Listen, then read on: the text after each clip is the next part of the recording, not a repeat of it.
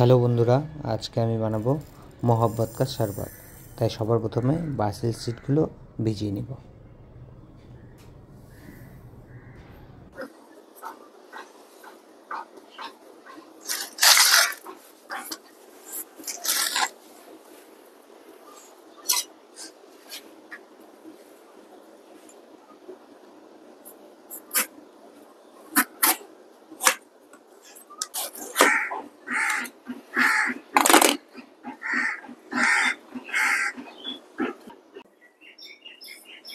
আজকে আমরা বানাবো মহব্বত কা শরবত।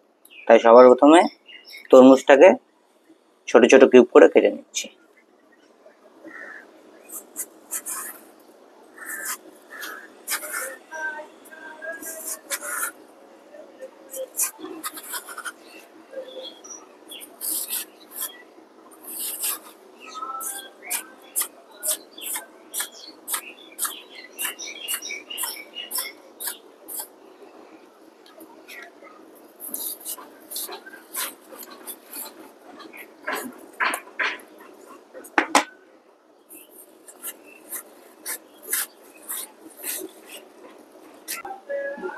আমরা তরমুজগুলোকে কেটে নিলাম। কেটে নেওয়ার পরে সিডগুলোকে বেছে নিচ্ছি।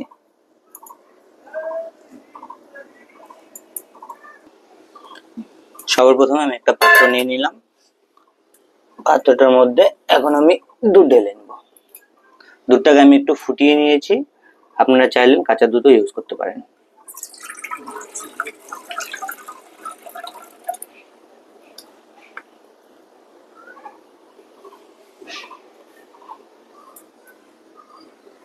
এবার আমি কেটে রাখা তরমুজের কিউবগুলো দিয়ে দিচ্ছি।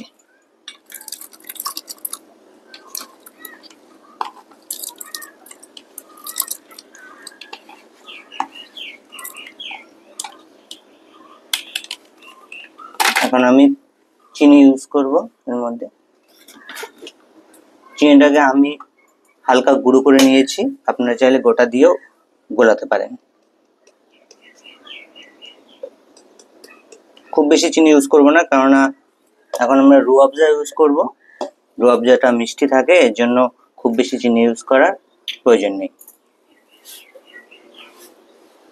এখন আমি কালারের জন্য আর টেস্টের জন্য রুয়াবজাটা, এই ডিশের সবচেয়ে ইম্পর্টেন্ট জিনিস এই রুয়াবজাটাই।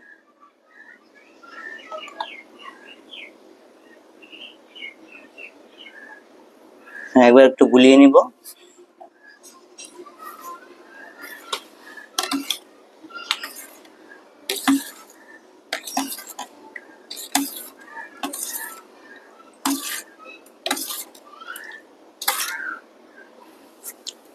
আমি আরেকটু পরিমাণ রুয়াবজা ইউজ করছি।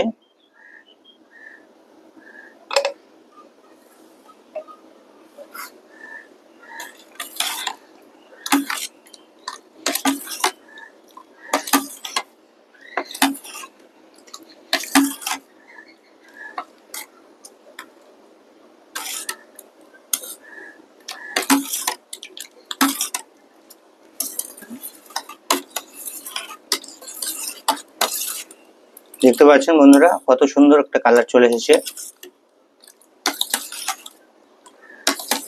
কালারটা আপনাদের উপর পুরোপুরি। আপনারা যদি খুব বেশি কালার চান তাহলে আরো একটু রুয়াবজা ইউজ করতে পারেন। আমি খুব বেশি কালার দিইনি, এর জন্য একটু কম পরিমাণে রুয়াবজাটা ইউজ করেছি। এখন আমি এর মধ্যে আইস কিউবগুলো দিয়ে দেব।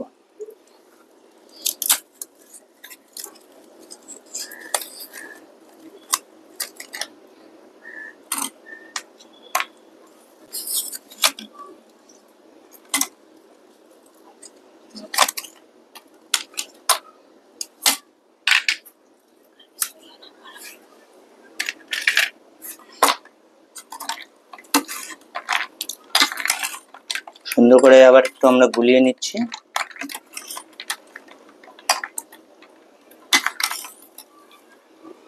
এখন ভিজিয়ে রাখা বাসের সিডগুলো আমি দিয়ে দেব। আপনারা চাইলে চিয়া সিডও ব্যবহার করতে পারেন।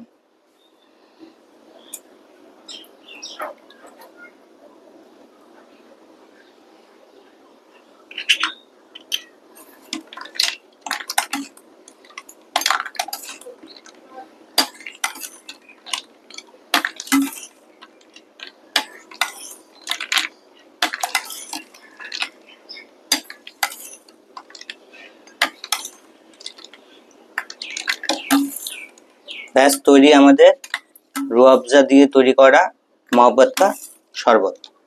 আমরা এখন আমরা গ্লাসে ঢেলে সার্ভ করব।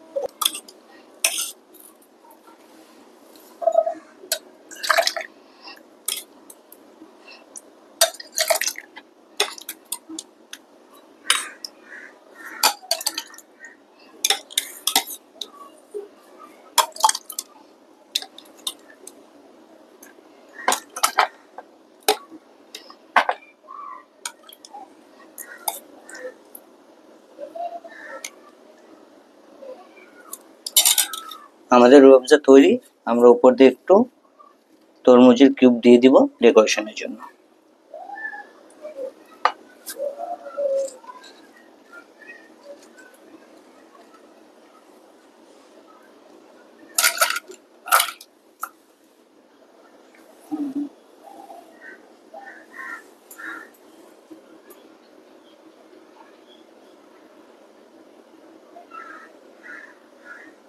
তো বন্ধুরা, আমাদের মহব্বত কা শরবত একদম তৈরি।